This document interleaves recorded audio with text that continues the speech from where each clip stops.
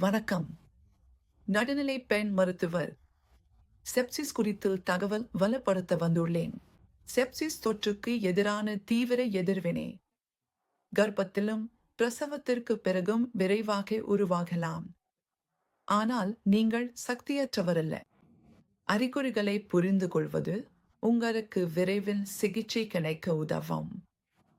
திடீரென உடல்நிலை மோசமாக உணர்ந்தால் காய்ச்சல் அல்லது வழக்கத்திற்கு மாறாக குளிர்வது, வேகமாக மூச்சு விடுவது, மயக்கம், குழப்பம், சிறுநீர் கழிக்காதது, கடுமையான வயிறு வலி, துர்நாற்றம் வரும் வெளியேற்றம், அதிக இரத்தப்போக்கு, பிரசவ புண் சிவந்து, வீங்கி, வலியுடன் இருப்பது, மார்பக வலி இருந்தால் உதவி பெற தயங்க வேண்டாம். இந்த தொற்றுகள் சிறுநீர், நுரையீரல், கருப்பை, மார்பகம் அல்லது பிரசவ புண்களில் ஆரம்பிக்கலாம்.